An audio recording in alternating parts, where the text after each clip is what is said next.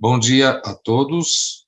Eu sou o professor Gildo, coordeno o grupo Cronos de pesquisa em História da Ciência, Técnica e Medicina, junto ao Instituto de Estudos Avançados, e tenho o prazer de hoje apresentar o professor Fernando Landgraf, que é engenheiro formado em metalurgia e professor titular na Escola Politécnica, dentro do Departamento de Metalurgia, e o professor Landgraf tem uma paixão, um amor já de muitos anos pela história da metalurgia e, em especial, da siderurgia no Brasil.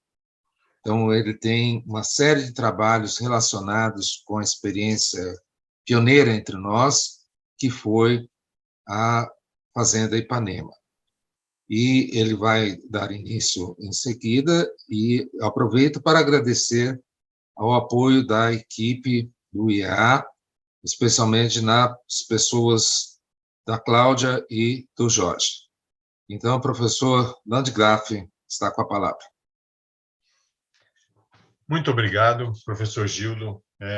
Para mim, foi muito especial o seu convite para que eu fizesse essa apresentação aqui. E nós vamos falar, então, hoje, nessa 1 hora, nós vamos falar sobre vieses tecnológicos do projeto siderúrgico de João VI. Esse é um trabalho, como o professor Gildo já falou, que faz parte de uma linha de pesquisa nossa já faz 14 anos, que a gente vem mais intensamente trabalhando. E eu quero destacar a participação especial do meu amigo Paulo Eduardo Martins Araújo, que tem participado desde o início. Na verdade, ele é quem nos instigou a mergulhar nesse assunto em 2008, retomar esse assunto em 2008. Eu sou amigo do Paulo Eduardo desde os meus 10 anos de idade. Eu era reserva dele na lateral direita do time da nossa classe. Depois nós fizemos história juntos por um tempo. Eu abandonei, ele continuou.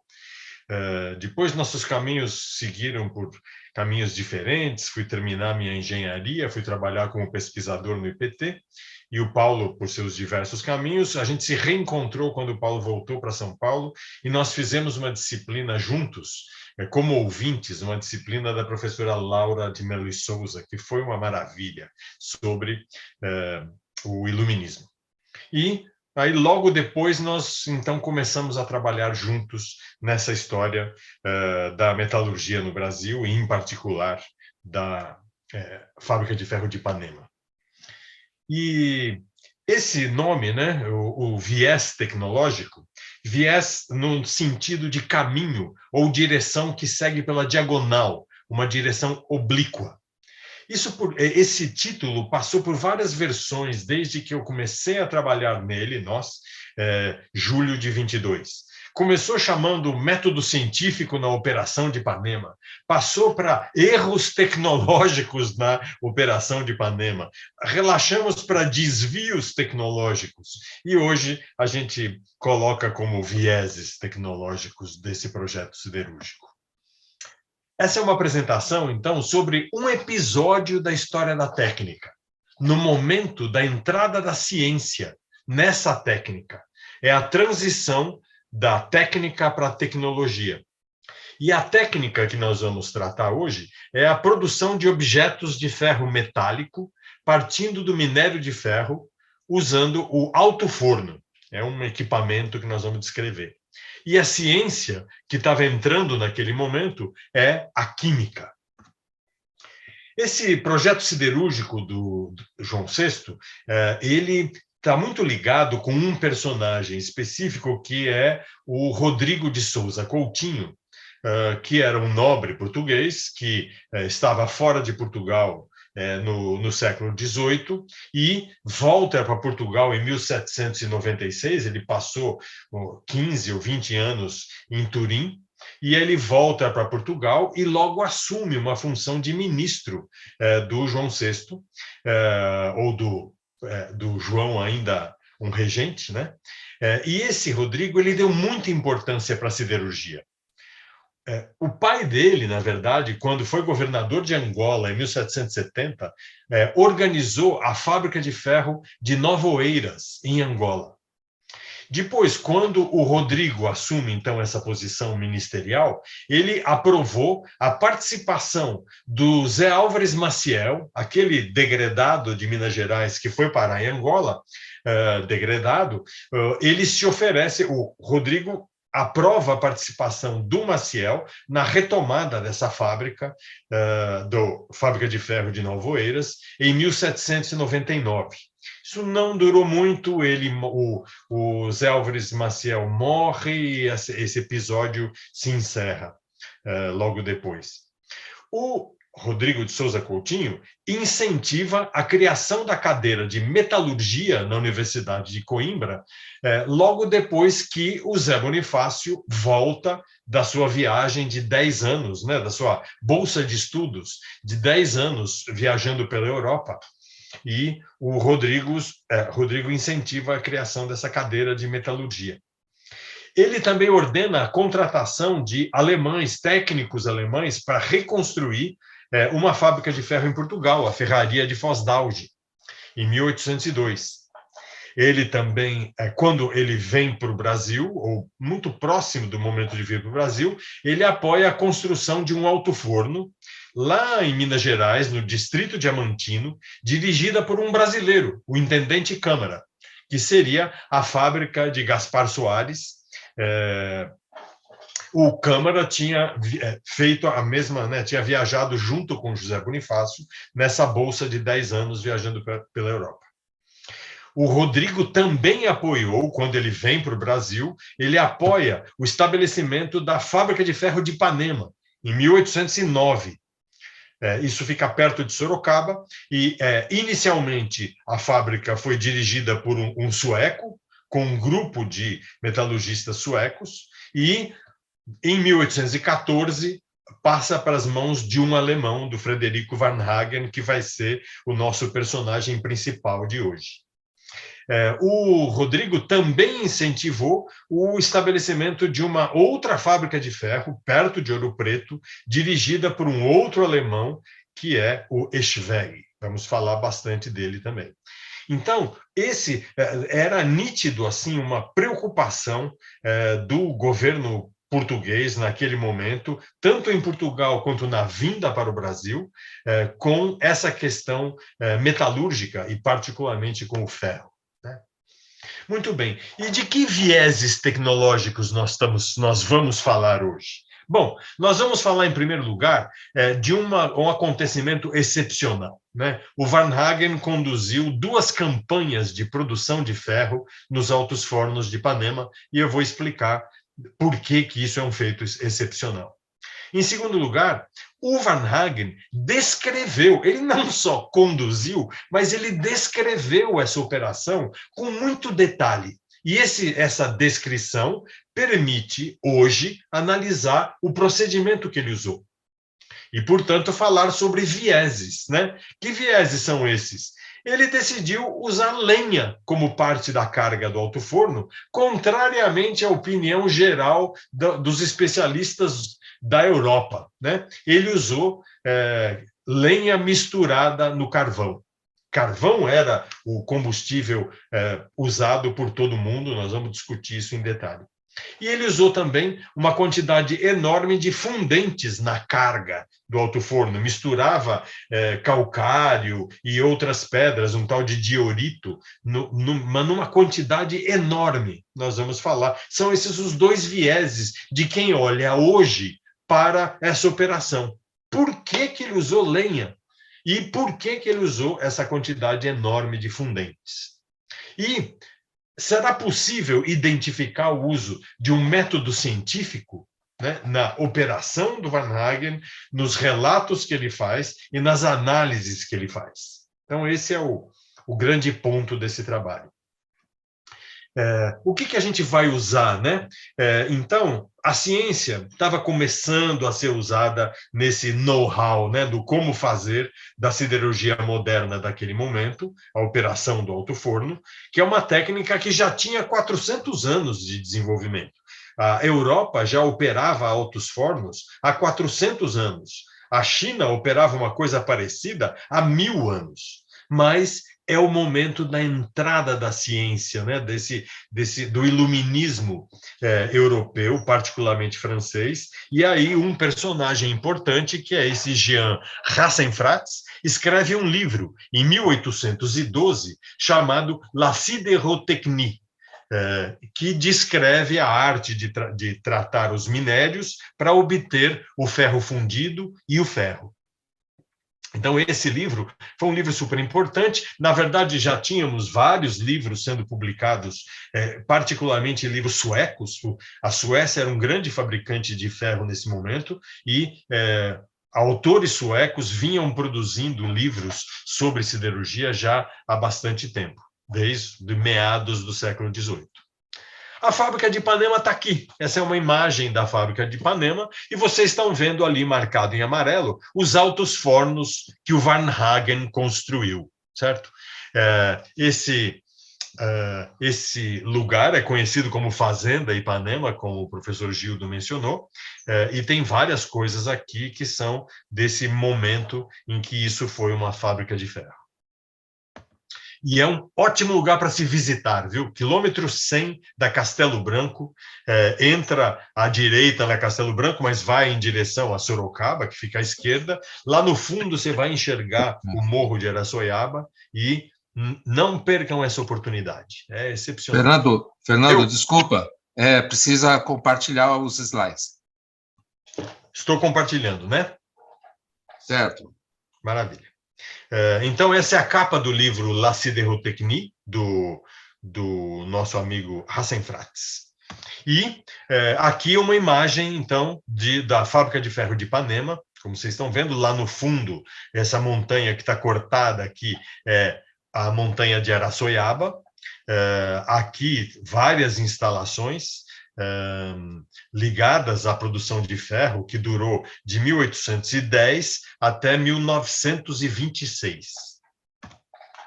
E o livro publicado pelo Eschwege, chamado Pluto Brasiliensis, que falou, basicamente, esse livro, né, foi escrito para tratar das várias coisas da mineração no Brasil, né, ouro, diamante, etc., e também o ferro, que era uma coisa importante que estava acontecendo ali, né?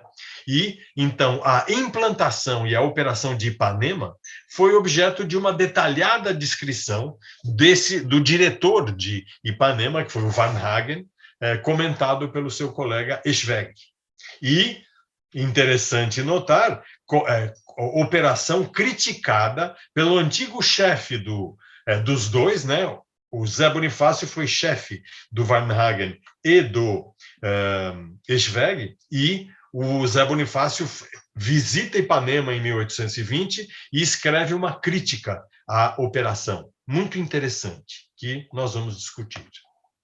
Então, os personagens dessa história são o Frederico Varnhagen, que é um alemão nascido em 1782, que veio trabalhar em Portugal em 1802, veio para o Brasil em 1809, vira diretor de Ipanema em 14, conduz as duas campanhas de produção de ferro em 18 e 19.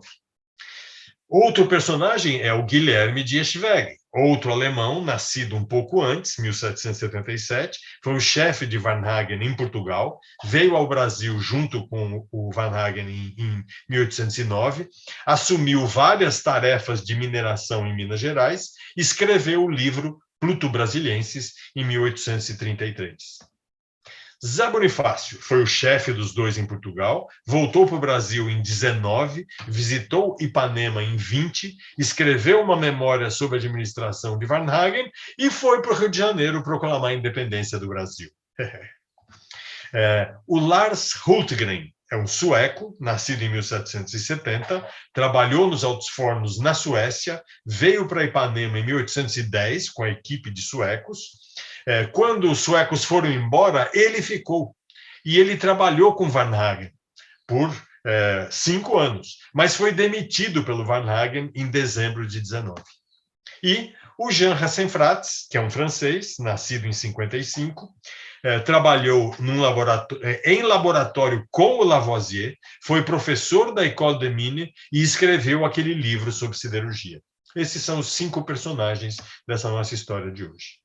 E esses são os 2 altos fornos construídos por Varnhagen em 1817. O da direita, esse tubular aí, ele foi reformado em 1919. Assim, na Primeira Guerra Mundial, houve uma grande falta de ferro no Brasil, foi retomada Ipanema e foi feita essa reforma aí. Essa foto mostra o estado dos fornos em 2006. Esses fornos já não estão mais tão bonitos, tão limpinhos assim, mas continua tendo uma ótima conservação pelo pessoal da Floresta Nacional de Ipanema, em particular pelo nosso amigo Luciano Regalato. Aqui está um perfil dos altos fornos de Ipanema, como desenhado pelo tenente Rufino Felizardo em 1817. Vocês estão vendo um corte dos 2 altos fornos e dá para ver o interior dos fornos nessa região aqui, né? Isso aqui é o interior dos fornos. Eles foram operados ao longo de todo o século XIX, tendo produzido milhares de toneladas de ferro, e vocês estão vendo no background aí algumas imagens das coisas que foram feitas por lá. Canhões, chapa de fogão a lenha, muitos equipamentos ligados à produção de cana, inclusive esse enorme dessa moenda de 6 toneladas que desapareceu em 1970, quando foi desativado o Museu de Ciência que existia no Ibirapuera. Eu estou atrás dessa moenda, eu não consigo acreditar que ela tenha sido sucateada. Ela está em algum lugar, ela está na fazenda de alguém. Enfim, foi fabricada em 1842, lá em Ipanema. Bom, e agora então a gente chega no primeiro exemplo do que o Varnhagen fazia. Então, vocês estão vendo essa imagem aí, em alemão? Isso foi retirado do livro do Eschwege, que reproduz uma carta do Varnhagen para ele, para o autor do livro, e ele, então, o autor do livro, reproduz a carta, inclusive com esse desenho, certo? Que está descrevendo a operação do alto forno na 9ª semana, como vocês estão vendo aqui, que começa no domingo, dia 27 de dezembro de 1819, e vai até o início de 1820, de 18 e vai até o início de 19, quando o Varnhagen interrompe. Vocês estão vendo aqui, então, cada tracinho desse é uma carga que foi colocada lá no alto do alto forno, onde se coloca minério, carvão e os tais fundentes são colocados lá em cima. Então, aqui está mostrando que teve 15 cargas no domingo, dia 27 de dezembro. E essas cruzinhas marcam aproximadamente, durante aquele dia, mais exatamente quando foram feitas as corridas do alto forno, quer dizer, o alto forno ia gerando, ele funcionava sem parar, certo? Funcionou aqui por 9 semanas ininterruptas, 24 horas por dia, não dá para parar essa operação, tem que continuar sem parar. E, então, periodicamente, né, 2 ou 3 vezes por dia, era feito um vazamento, né? Se retirava o metal líquido que estava sendo gerado lá. Aproximadamente 500 quilos, 400 quilos de ferro líquido saíam de dentro desse alto forno. E esse número 8 que está marcado aqui é o número de golpes que o a roda d'água fazia, impulsionando o fole de ar. Então, quantas sopradas por minuto estava fazendo o fole naquele momento. Então, de segunda até quarta-feira, ele operou com 8 golpes por minuto, e aí ele baixou para 7 golpes por minuto da quarta-feira em diante até o sábado. Então, é impressionante, né? Quer dizer, o cara, em 1818, está anotando tudo que ele faz, certo? Para poder discutir os resultados. Então, essas cartas do Varnhagen são um registro muito especial, detalhado, de como um engenheiro metalúrgico, no início do século XIX, dirigia a operação de um alto-forno naquele momento, que era o melhor equipamento da época. E esse alto-forno ali construído tem as mesmas características de outros altos-fornos na mesma época. Ele operou por 9 semanas, parou em janeiro, porque ele ficou doente. Ele, então, estava esperando a chegada de técnicos alemães que não chegaram, e então, em maio, ele retomou e operou por 29 semanas, do final de maio, meados de maio, até o início de dezembro de 1819.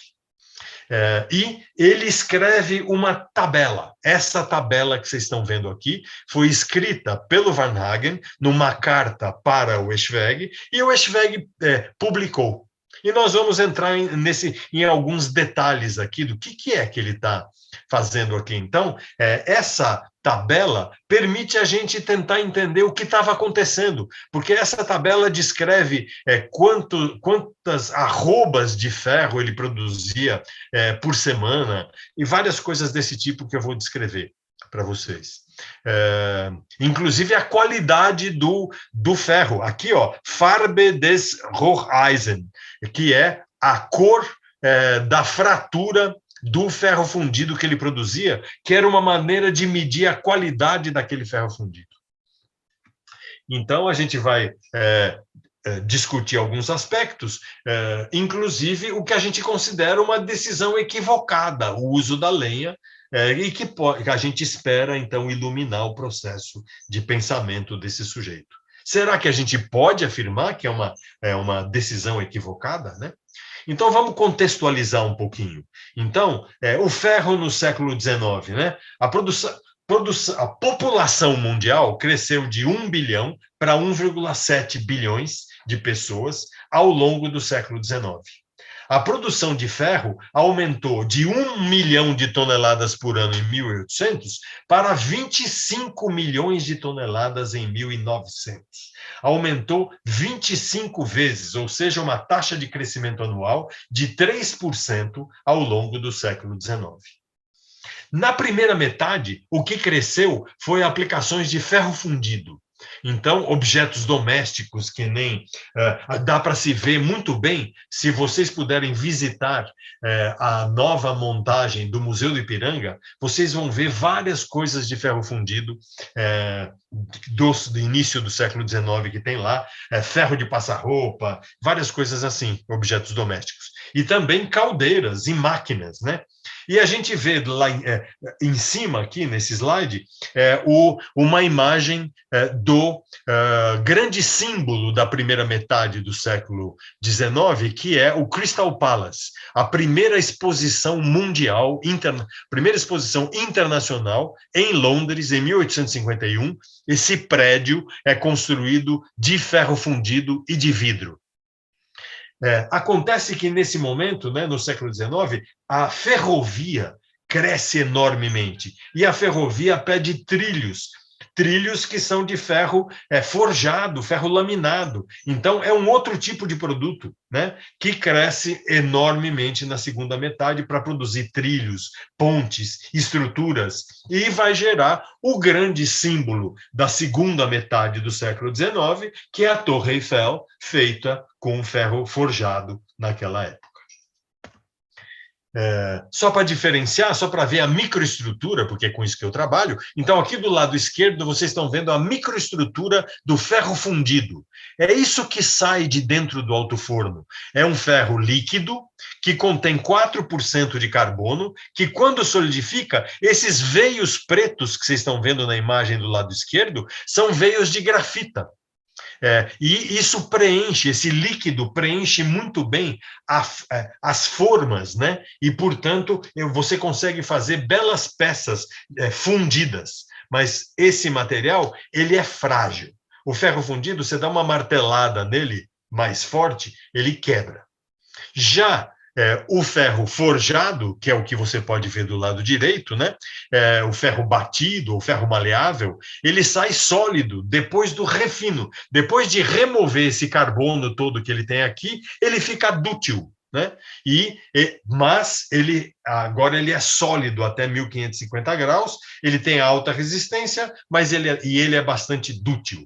Então, são os dois produtos da época. O Crystal Palace foi feito com ferro fundido, esse material do lado esquerdo, e a Torre Eiffel foi feita com esse material do lado direito, inclusive com essa sujeira toda que vocês estão vendo aí, que não existe mais. Né? Essa sujeira toda são as inclusões de escória que ficavam dentro do ferro forjado naquele momento, mas hoje os aços modernos são limpíssimos. Essa imagem seria totalmente branca se eu olhasse um ferro atual.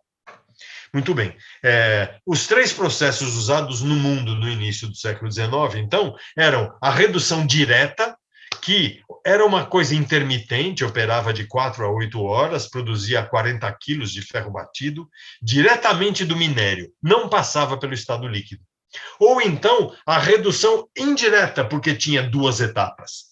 Primeiro, no alto forno, que era uma operação contínua, dia e noite, meses a fio, produzindo 1 tonelada de ferro fundido por dia, em fornos de 12 a 8 metros de altura, por isso é chamado de alto forno, e aí pegava esse ferro líquido, solidificava e passava no refino, que era uma operação intermitente, que refunde o ferro fundido, sopra ar, que queima o carbono, solidifica e produz o ferro batido.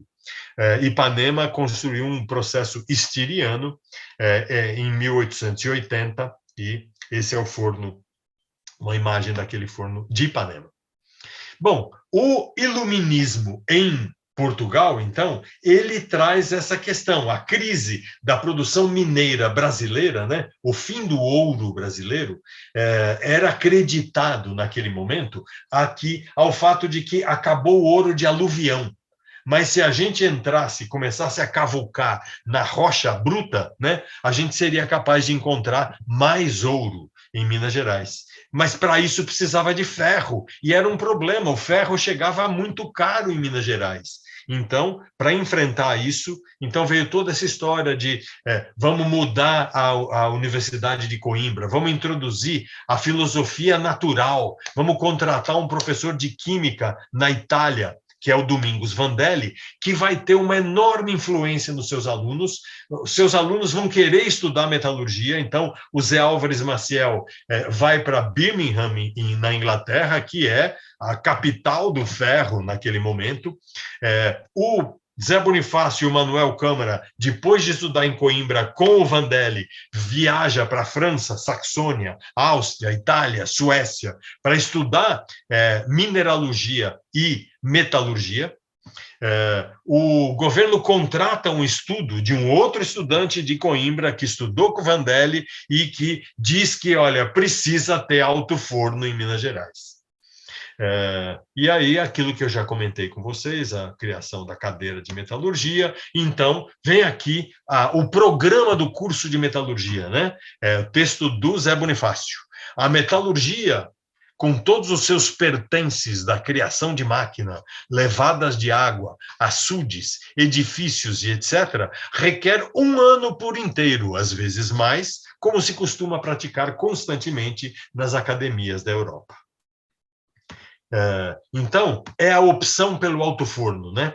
Os treinamentos recebidos na Alemanha por Bonifácio e Câmara confirmavam que o alto forno era a tecnologia que estava permitindo a expansão da produção de ferro na Inglaterra, na Suécia, na Rússia, na Alemanha e na França no início do século XIX.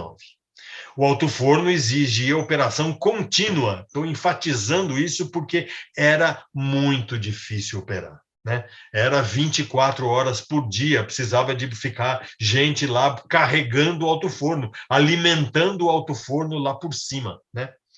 Os fornos do Japão, do sul da França, os fornos espanhóis e africanos da época eram de redução direta, aqueles fornos descontínuos que não produziam ferro líquido, não produziam ferro gusa. Apesar disso, o pessoal falava da fundição. Eles então diziam, mesmo no sul da França, mesmo os espanhóis, mesmo os africanos, ele falava, vamos fundir ferro. Mas não era derreter ferro, era produzir no estado sólido.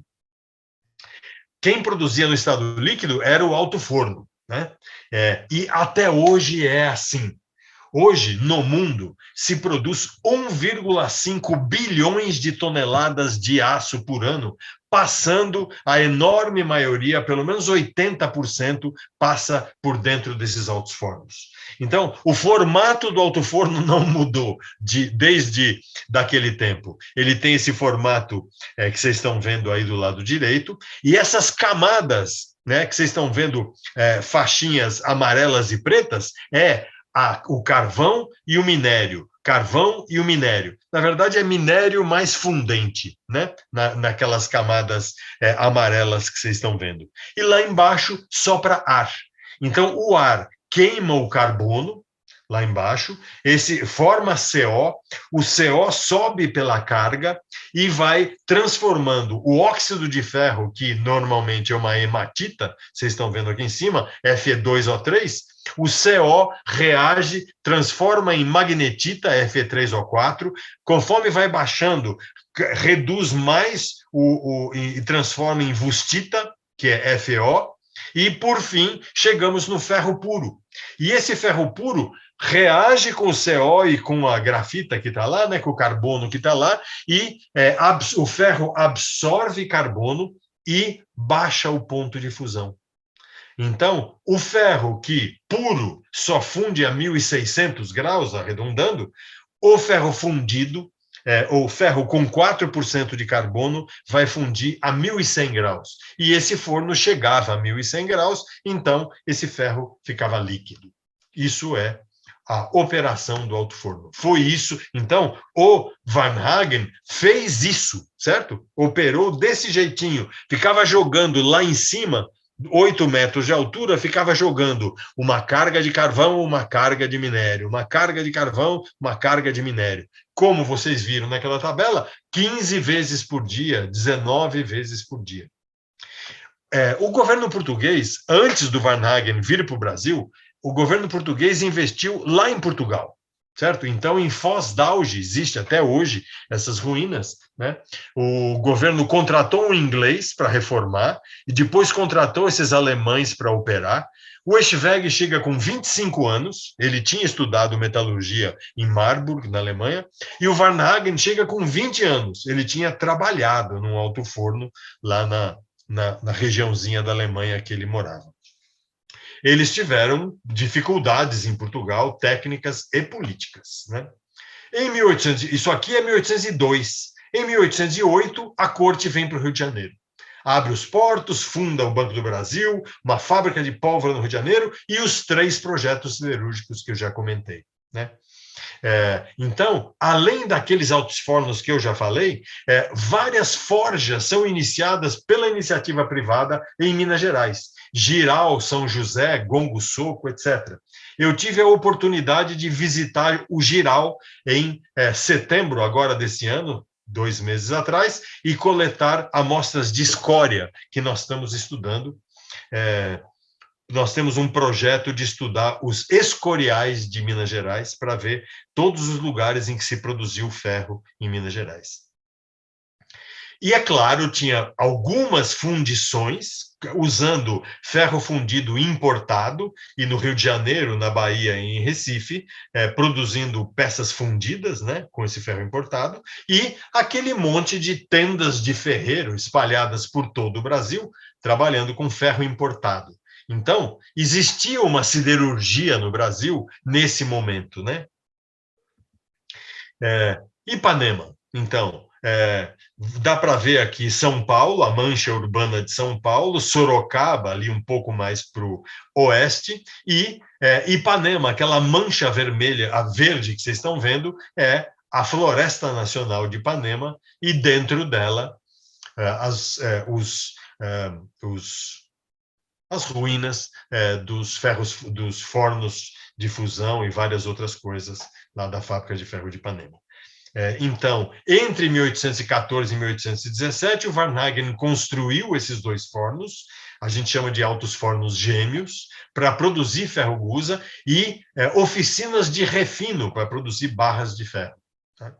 Então, eu já descrevi como é que isso aqui é feito, podemos seguir em frente, e vamos ao detalhe. Então, quando você pega o livro do Eschwege, o Pluto Brasiliensis, que já está traduzido desde 1950, está traduzido para o português. E você chega nessa hora, puta, vira uma pedreira, né? Porque você vai ler essas coisas. Olha o que está escrito lá.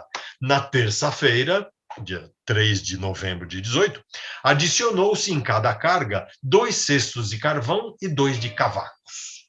Como, com essa modificação, a fusão seguisse em marcha irregular, voltou-se na quinta-feira ao sistema anterior, isto é, 3 cestos de cavaco e 1 cesto de carvão, em cada carga, né? Em cada carga, ele vinha usando 2 e 2 e passou a usar 3 e 1.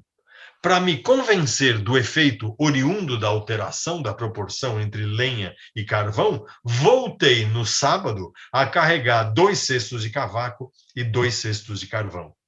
Obtive ferro branco, de fratura cristalina, a escória vitrificada, transparente e pardacenta.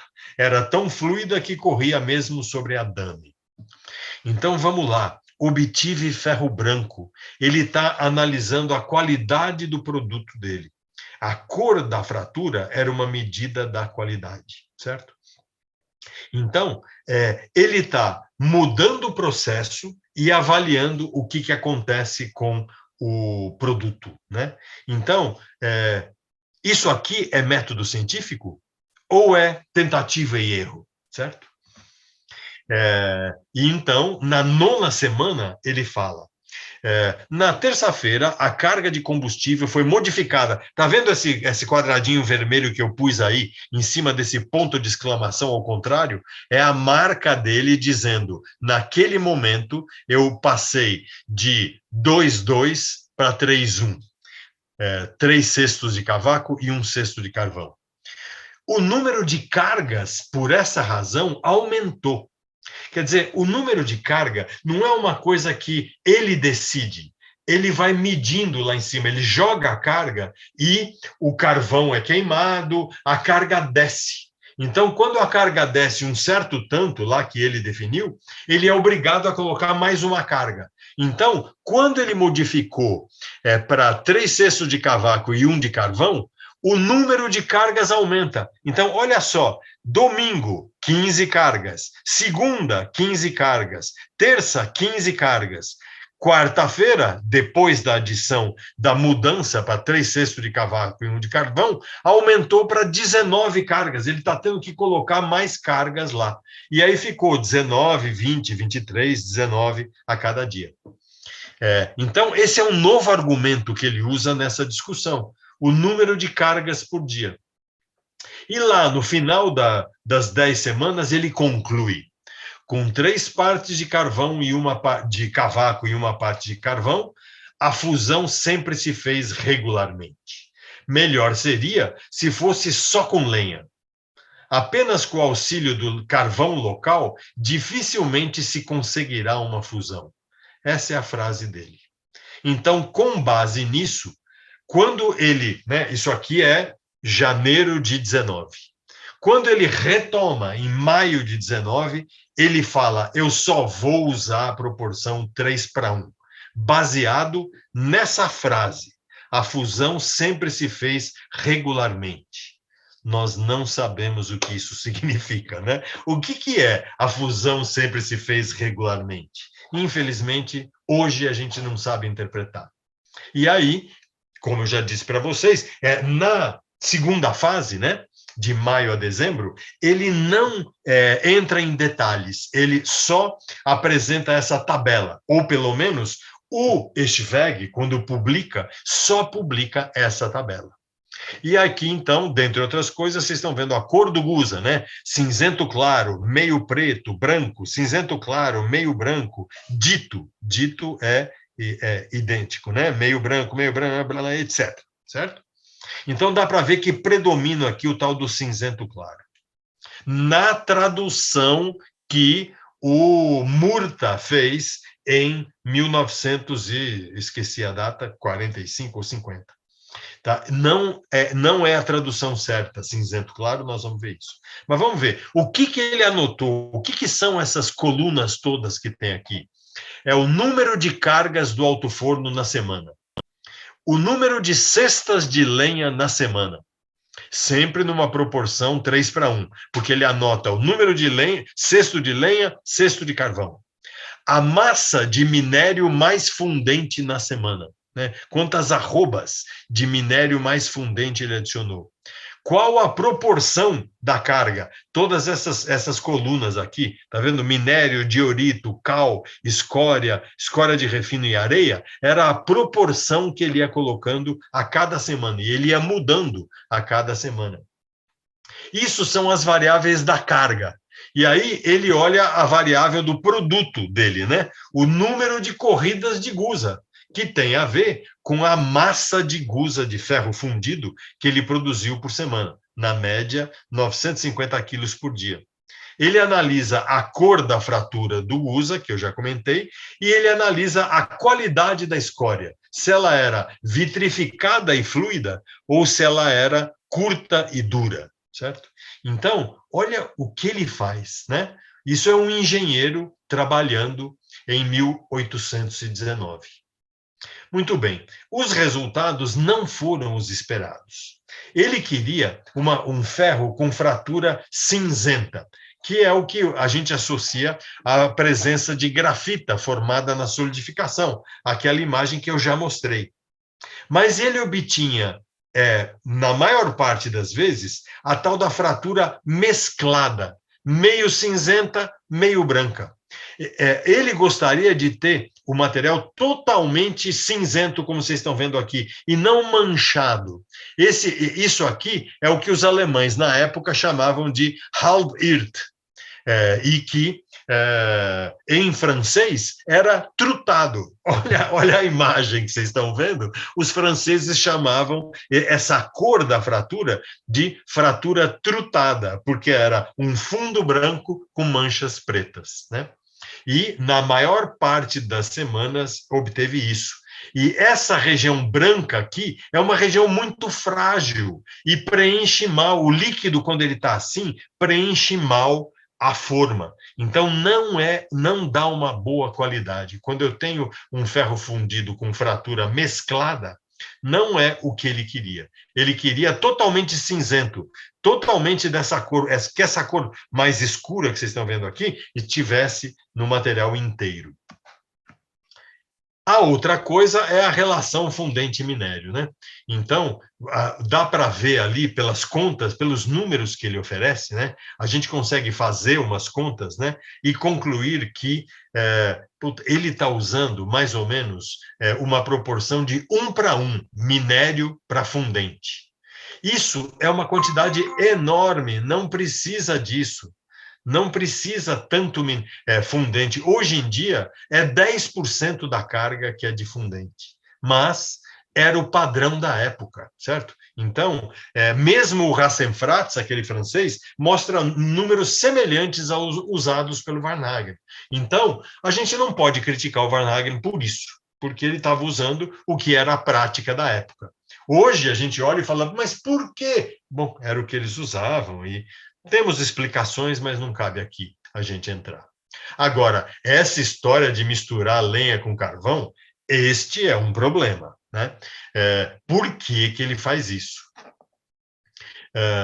Então, a gente, com base naqueles dados, eu posso até tirar coisas hoje em dia, né? A quantidade de carvão por quilo de gusa. Então, se eu fizer uma relação entre, assim, bom, na lenha ele está colocando 3 cestos de lenha, mas essa lenha lá dentro vai virar carvão. Então, fazendo umas hipóteses, eu consigo calcular e perceber que ele estava carregando, então, 2 quilos de carvão por quilo de gusa.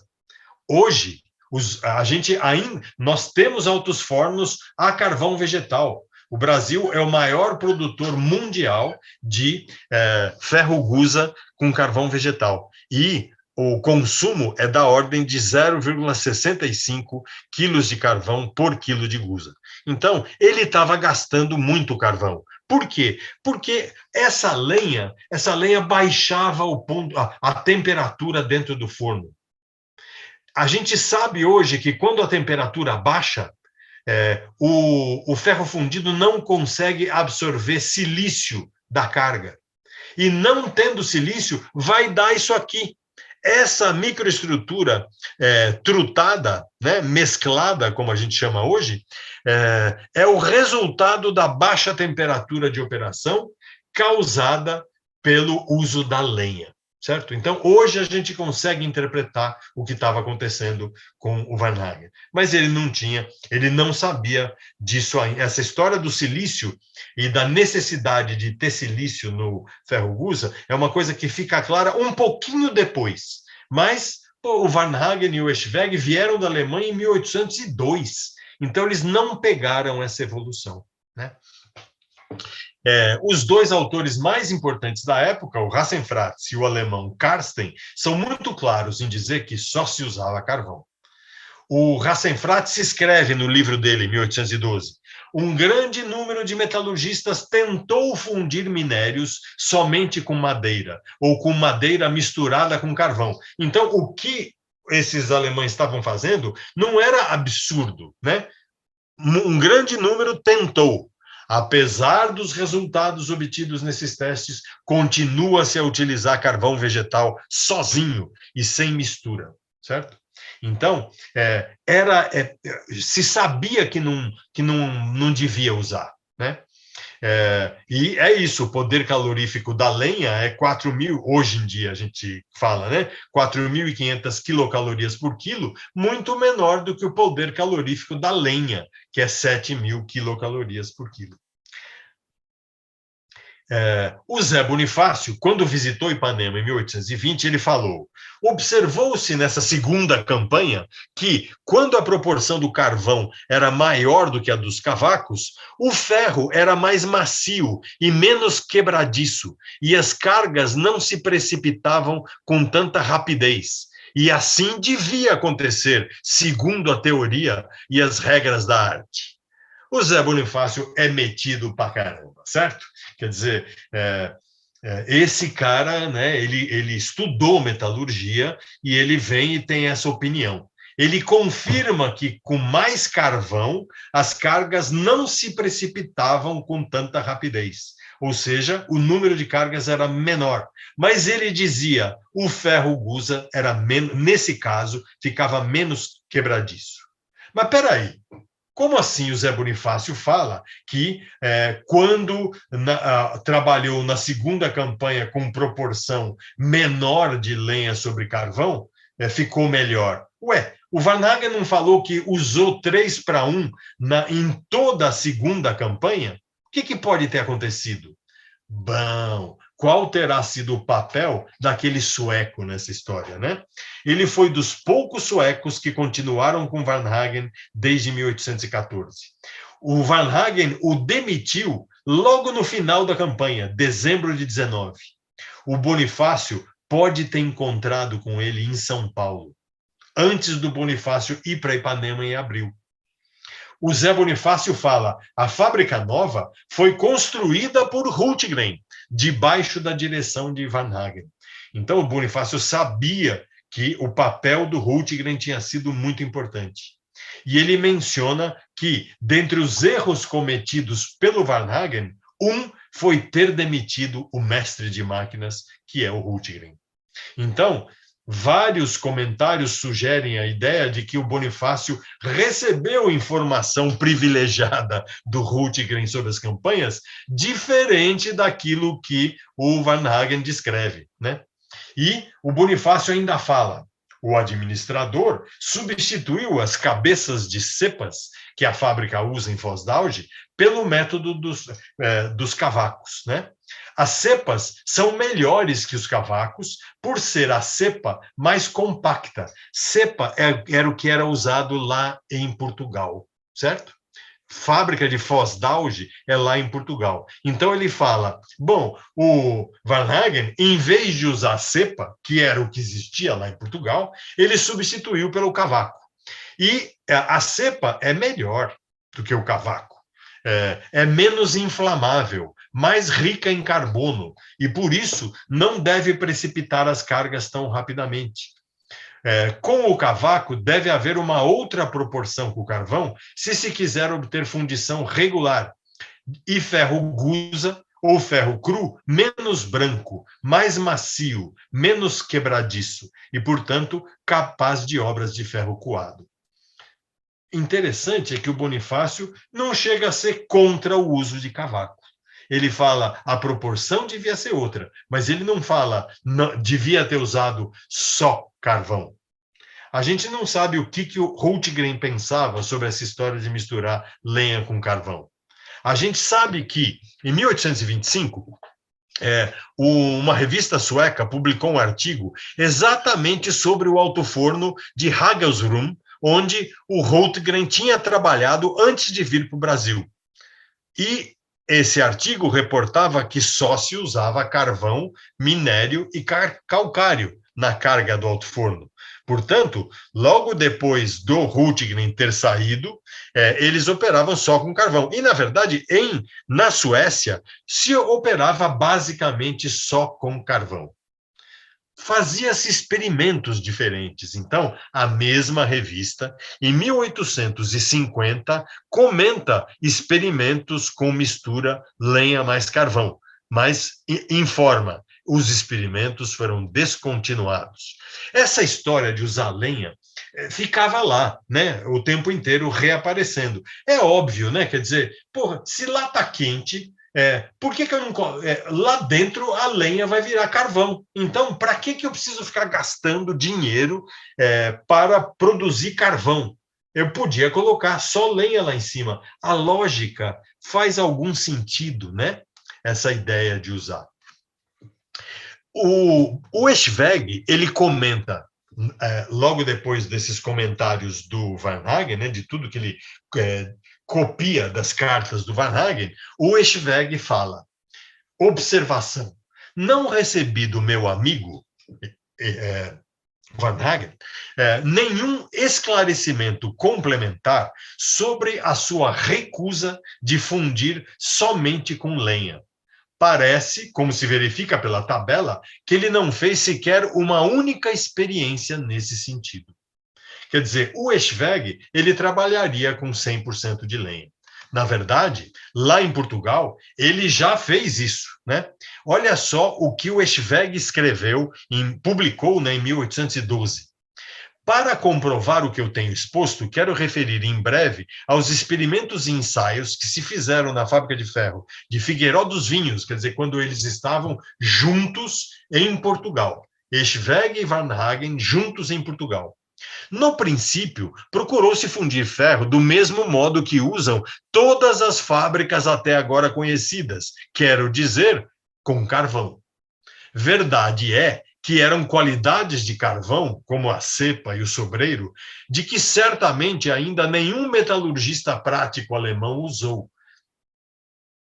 Ele está dizendo, o carvão de Portugal é outro, e então deve ser isso. O resultado dos ensaios também mostrou que essas qualidades de carvão não serviam para o método ordinário de fundir ferro nas fornaças altas, quer dizer, nos altos fornos, e que não se podia efetuar uma boa fusão dos minerais. Mas quem podia saber isso a priori? Não se prosseguiu nesse método, fizeram-se outras fundições com cepa crua, não carbonizada, e assim efetuou-se a fusão. Não se pode negar que na construção do forno houve grandes mudanças, a fim de, assim como a mistura do mineral. Uma coisa que poucos explicaram é que, com a mesma mistura de diferentes minas e com a mesma proporção de combustível, se produzem diferentes qualidades de ferro. Então, era difícil, né? E o ferro ficava mudando, eles não conseguiram fazer um bom ferro lá em Foz d'Auge, foram criticados. Tinha gente que aparecia lá e falava: por que vocês não voltam a fazer como sempre se fez, em vez de ficar inventando? Tinha portugueses que falaram isso para eles lá. Então, o Varnhagen nem tentou. No outro extremo, né? O Varnhagen veio para o Brasil, era outra lenha, né? Mas ele nem tentou usar só carvão. A descrição das duas campanhas mostra que ele nem tentou. Isso desconsiderou que o carvão no Brasil, de peroba e outras árvores, era diferente do carvão de urze e de sobreiro usado em Portugal. Por que ele fez isso? Seria uma deferência para o Eschwege? Né? Será que é uma... Eu não tenho... eu aprendi a fazer assim com o meu chefe Eschwege. No Brasil, eu não vou mudar. No entanto, o simples fato de que ele construiu e operou o alto-forno já tinha exigido que ele se explicasse em carta, porque o Eschwege, o chefe dele, dizia: alto-forno do Brasil não se justifica, não há demanda na região acessível por estrada. Então, ele falava: produzir 300 toneladas por ano, 1 tonelada por dia, né? Não tem demanda local, o Eschwege dizia. Mas o Varnhagen falava: não, existe uma demanda aqui, tem toda uma demanda por moendas de cana, né? O São Paulo, o café não chegou ainda, né?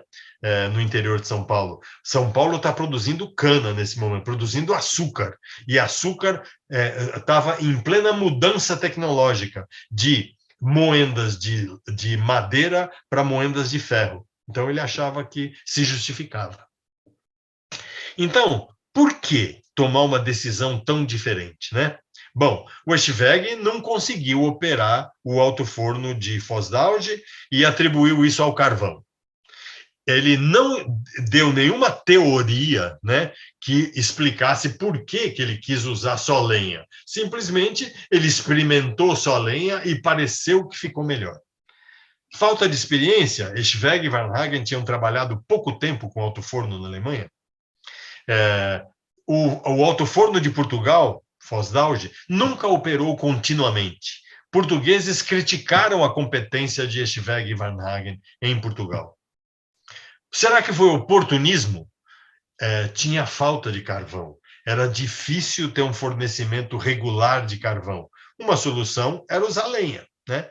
Ou era custo. Usar lenha baixava o custo. Mas eles não falaram isso. Por que não seriam justificativas aceitáveis?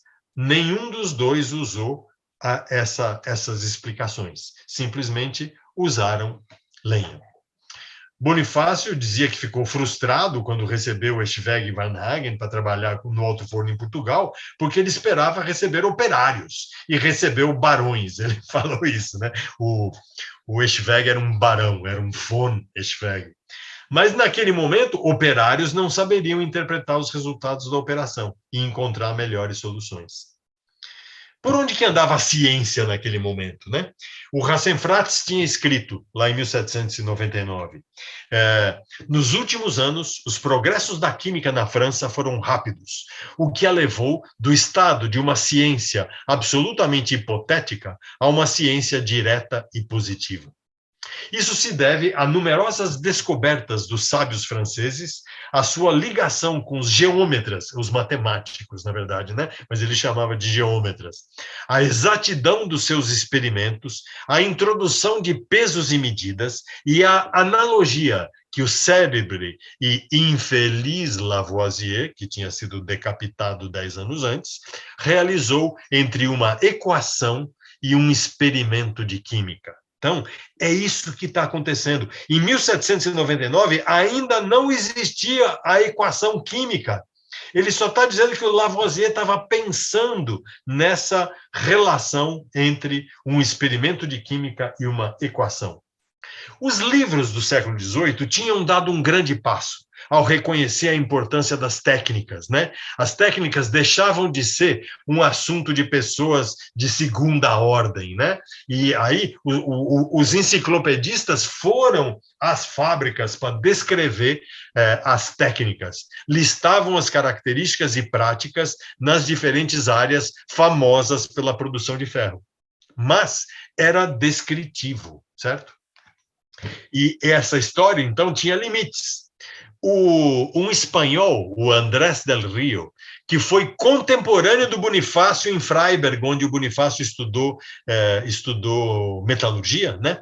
O Andrés del Rio escreveu em 1810: quando eu fui comissionado para estabelecer a ferreria de Coalcumán, no México, eu achei-me com sorte por ter em mãos a obra moderna, elegante e magistral de Lapeyrouse, resultado de 10 anos de observação de muitas fábricas pela Europa.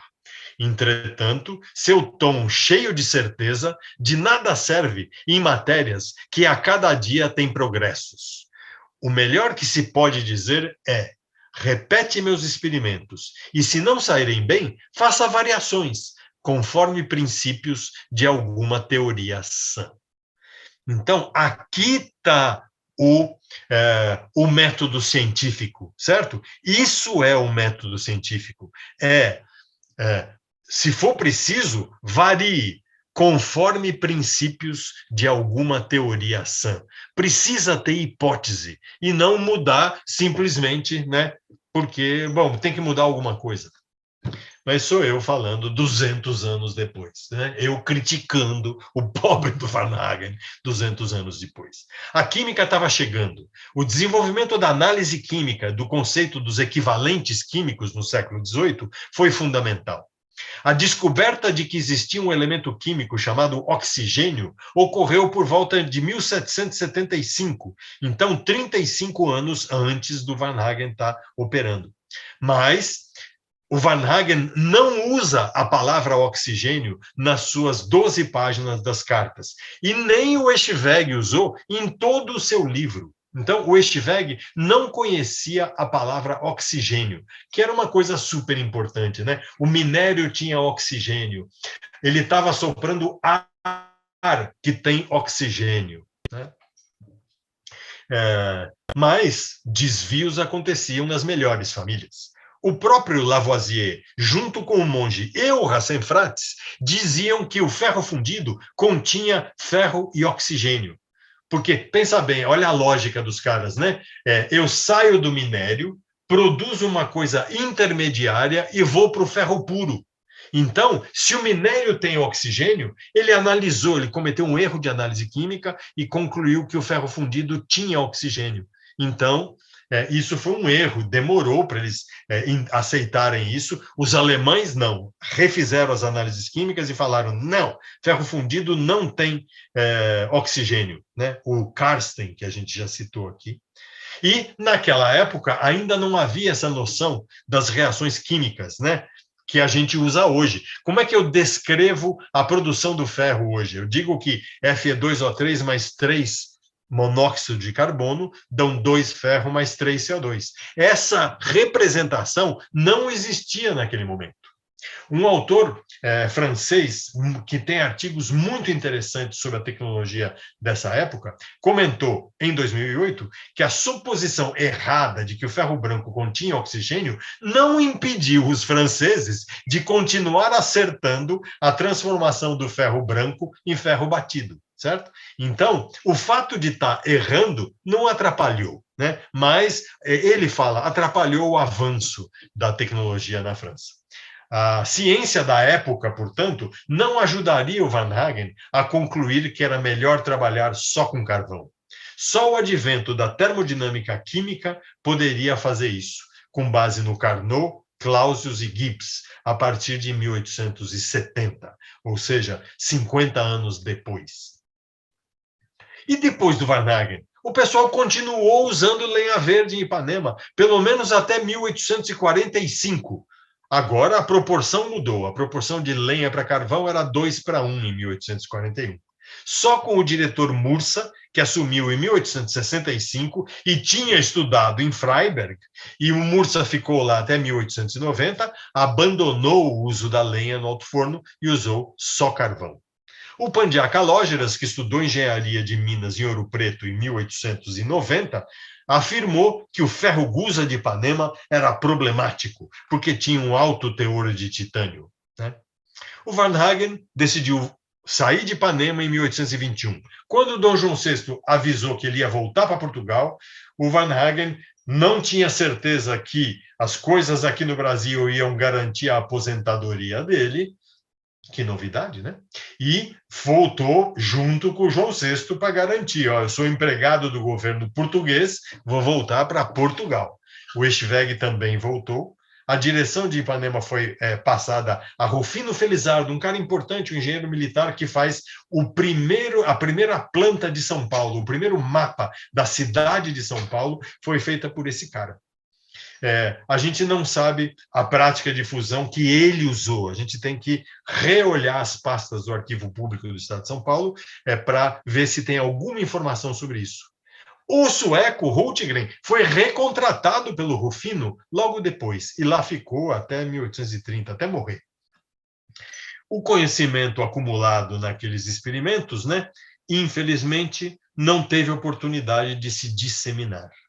Nenhum outro alto-forno operou no Brasil até 1890, quando foi construído um em Itabirito, diferente do México, onde, no século XIX, pelo menos 4 altos fornos foram operados por lá. O livro do Eschwege só foi publicado na Alemanha, a tradução só apareceu em 1945. A memória do Bonifácio, tão interessante, só foi publicada em 1920, na reedição do livro História Geral do Brasil, escrita pelo filho do Varnhagen, o mais famoso historiador brasileiro do século XIX, Francisco Varnhagen. Então, o acervo de informações que a gente tem em Ipanema é muito rico. Ele tem permitido investigar as técnicas metalúrgicas usadas ao longo do século XIX, então isso é um exercício de história da técnica muito bom. E a gente tem aplicado técnicas de caracterização microestrutural em objetos fabricados em Ipanema, o que nos deve permitir identificar a assinatura química daquele lugar, com base na proporção vanádio-titânio nos carbonetos presentes em objetos fabricados em Ipanema em diferentes momentos históricos. Então, eu tenho aqui uma imagem de um trabalho de formatura de um aluno nosso, na Poli, o Murilo Vilar de Andrade, mostrando esses quadradinhos escuros que vocês estão vendo, são os carbonetos que estão lá, dentro do ferro fundido. E a gente, então, é capaz de analisar isso no microscópio eletrônico de varredura, e eu encontro picos de titânio e de vanádio. São carbonetos de titânio e vanádio com 49% de titânio e 46% de vanádio. Essa investigação continua no trabalho numa iniciação científica de um aluno nosso, do Lucas Pedroso, que vai analisar vários objetos do século XIX, alguns feitos em Ipanema em diferentes momentos, outros usados em São Paulo no século XIX, em grades do século XIX, e vamos ver o que a gente consegue concluir, certo? Então, eu agradeço a vocês, né? A Sociedade Arqueometalúrgica Garotos de Ipanema e as Minas do Brasil, nossa brincadeirinha, agradece a atenção de vocês nesse dia de hoje. Muito obrigado. E falei em 1h10. Muito obrigado, professor Fernando de Graff, por sua magnífica exposição desses primórdios da siderurgia. Primeiro, vamos verificar se há perguntas. Houve uma pergunta inicial, antes mesmo do seu início, uma curiosidade do Carlos de Oliveira Júnior, que você também já adiantou um pouco a resposta à pergunta dele. Ele quer saber se há novidades sobre a busca da moenda.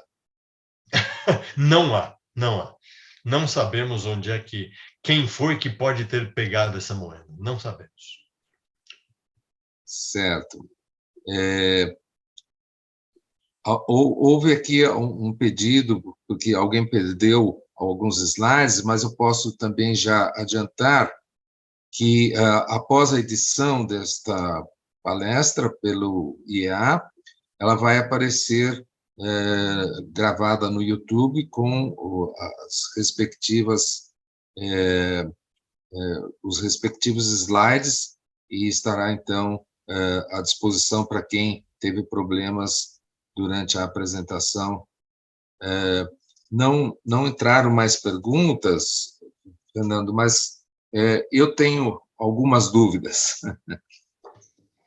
Primeiro, uma curiosidade, como é que o Pandiá Calógeras soube daquela presença de titânio no material de Ipanema? O minério foi analisado na Escola de Minas de Ouro Preto. Os alunos de Ouro Preto visitavam Ipanema todo ano e levavam, né, amostras, etc. E nessas, o laboratório de análises químicas da Escola de Minas analisou e identificou a presença de titânio. E isso levou, como era conhecido que quando o minério é muito rico em titânio, o que não é o caso, só tem 3% de titânio nesse minério, mas quando ele é muito rico em titânio, de fato é difícil de operar o alto forno. Mas não é o caso aqui. O Calógeras queria fechar a fábrica de Ipanema, né? Então ele usou todas as ferramentas que ele pôde para condená-la em 1895 e conseguiu, né? O Congresso Brasileiro fechou Ipanema em 1895.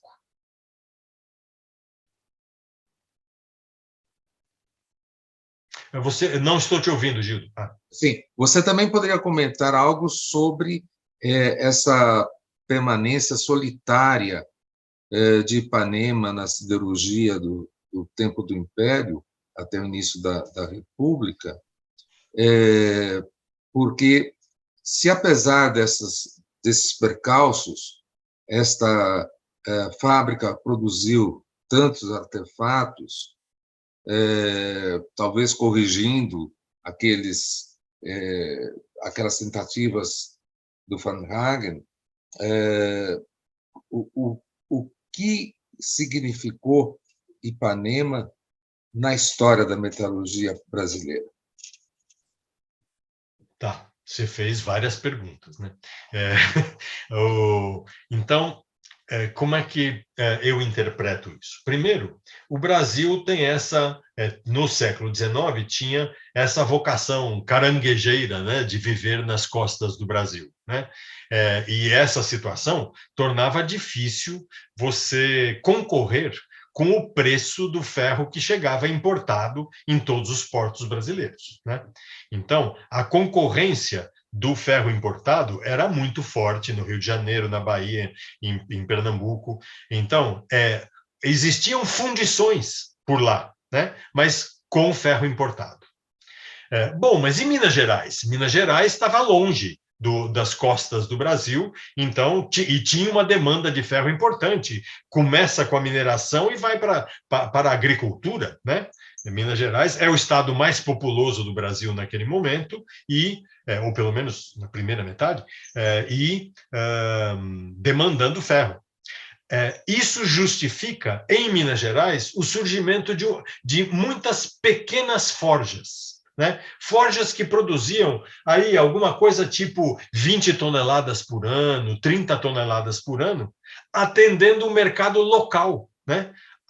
Digamos, o minério de ferro se espalha pelo estado de Minas Gerais por uma longa região que era uma região muito habitada, né? Desde lá de Tiradentes até Diamantina, é onde tem minério de ferro, né? Ao longo do espinhaço, da cadeia do espinhaço. Então, Minas Gerais resolvia com pequenas forjas, produzindo localmente para atender a sua demanda. Então, né, era complicado. Ipanema, como é que Ipanema sobrevive, né? Isso é um problema, porque Ipanema é combatida e apoiada ao longo de todo o século XX. Tem um debate logo ali naquele momento do fim da regência, né? 1840. Tem um debate no Senado brasileiro muito interessante e que repete assim argumentos que vão se repetir ao longo da história do Brasil, onde o Bernardo Vasconcelos, que é um conservador, ele falava: para que ter uma fábrica de ferro em Sorocaba se o ferro importado é mais barato? Essa fábrica só dá prejuízo. Nós temos que fechar essa fábrica. Isso é o que dizia o Bernardo Vasconcelos. E os liberais, né, que estavam naquele finalzinho da regência, os liberais tiveram lá um certo espaço, né? E os liberais falavam: não, nós precisamos disso. É verdade que os liberais incluíam o Tobias de Aguiar e o Feijó, que tinham fazendas em Sorocaba. Então, até que ponto tinha interesses também locais nessa história, certo? Mas, mesmo depois desse momento histórico, né, Ipanema chega a ser decretado o fechamento de Ipanema em 1860, um pouquinho antes da Guerra do Paraguai, e é retomado em 65, porque se defende... Tem essa questão estratégica, né? A questão estratégica também se repete. O Brasil, o exército brasileiro, precisa de uma fonte de ferro. Então, esse argumento é muito usado ao longo dos anos. Mas tem um certo momento, justamente no momento de maior brilho de Ipanema, 1860 a 1890, a Ipanema sai do Ministério do Exército e vai para o Ministério da Indústria e Comércio. Tinha outro nome, Agricultura, Indústria e Comércio. E, mesmo assim, continuou recebendo apoio e tal, mas sempre combatido. Então, a gente vai ver, em 1890, os donos de fundição na cidade de São Paulo reclamando de concorrência desleal de Ipanema. Então, essa história, né, do papel do Estado estava sendo discutida lá, e foi isso, os argumentos em favor de um papel do Estado, mesmo que Ipanema dê prejuízo, foi o que segurou Ipanema até 1895. Né? Aí Ipanema é fechada, e fica fechada até a Primeira Guerra Mundial. Aí o meu tio bisavô, o Venceslau Braz, presidente do Brasil, ele fala: não, mas peraí, agora está faltando ferro no Brasil. O que nós vamos fazer? Reabrir Ipanema. Mas não tinha mais cabimento. Quase o minério de ferro de Ipanema não era tanto quanto o pessoal imaginava. Então, foi uma história difícil que vai levar autores a falar, a ter críticas assim pesadíssimas. Tem um professor da Escola Politécnica do Rio de Janeiro que vai escrever um livro em 1920 e vai falar da triste experiência de Ipanema. Ele usa palavras mais fortes, inclusive. Então, é uma história interessante dentro da história do Brasil. Pois é, e com essas críticas, que envolvem principalmente o que você mencionou, da presença do Estado na economia e na criação da infraestrutura, nós vamos ter esse debate muitas vezes aí ao longo do século XX e ainda na atualidade, mas a minha pergunta agora é: como é triste a falta de memória e do nosso patrimônio histórico da ciência e da técnica. E você tem feito também um trabalho para tentar recuperar esse patrimônio, mesmo na dificuldade de já ter desaparecido, inclusive uma moenda nessa história, de né? 6 toneladas. Como é que você vê essa falta de atenção para o nosso patrimônio histórico da técnica no Brasil? Bem, eu acho que tem vários lados essa situação. Tem o lado enfim, da nossa pobreza, né? Então, quer dizer, falta dinheiro, então passamos por um momento difícil no Ministério de Ciência e Tecnologia nos últimos anos, por exemplo, né? Mas esse sobe e desce dos recursos não é de hoje, né? Então, de um lado, eu acho que uma das coisas responsáveis é isso, não tem dinheiro, então fica difícil. De outro, eu acho que essa cultura da preservação, ela tem crescido, Gildo, eu acho que ela está crescendo. Um exemplo disso, a gente pode considerar que é uma sorte, mas existe uma preservação lá em Ipanema. Né? Quer dizer, houve investimentos tanto do governo quanto da iniciativa privada. Então, essa última grande reforma que houve em Ipanema em 2006 foi patrocinada por siderúrgicas, foi a Usiminas e outras siderúrgicas que patrocinaram uma grande recuperação de Ipanema. Isso assim, né, vai andando aos soquinhos, né? O sonho, claro, é a gente ter um local visitado, né? E ele, para nossa sorte, por ser a Floresta Nacional de Ipanema, ela atrai visitantes. Então tem um certo grau de visitação. As pessoas vão para fazer passeios na floresta, né? Mas aproveitam e visitam aquilo lá. Então, eu acho que está faltando, e tem sido feito esforço nessa direção, da gente melhorar a museologia do local, né? Então, oferecer mais informações para os visitantes.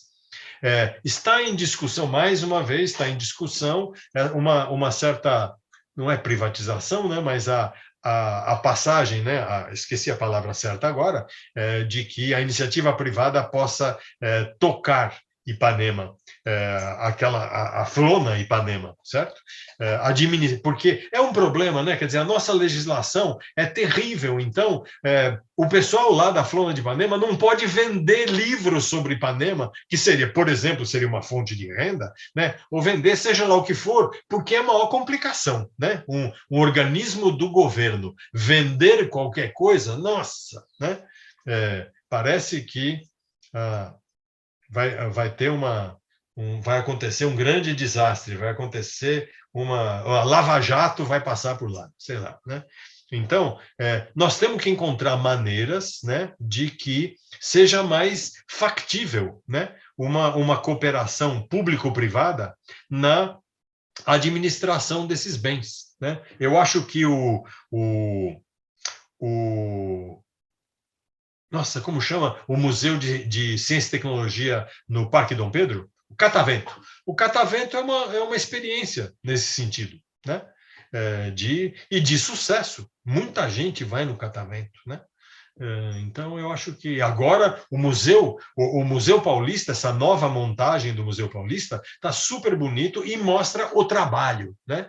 Então, não é mais apenas ver o quadro da independência do Brasil como imaginado pelo Pedro Américo, mas sim você vê coisas lá, né? O trabalho no século XIX, no século XX, os objetos que a gente usa, a história dos objetos domésticos, está super legal lá. Então, eu acho que estamos no caminho, viu, Gildo? A situação é ruim, mas está melhorando. Muito bom, então, com essas palavras esperançosas, que também eu subscrevo, vamos dar por encerrada essa conferência e agradecer mais uma vez professor Fernando Landgraf. Muito obrigado, viu, pela oportunidade. E se alguém tiver notícia da Moenda, pelo amor de Deus, avise. É sério. Então, um bom dia a todos e até uma próxima oportunidade. Muito obrigado, professor.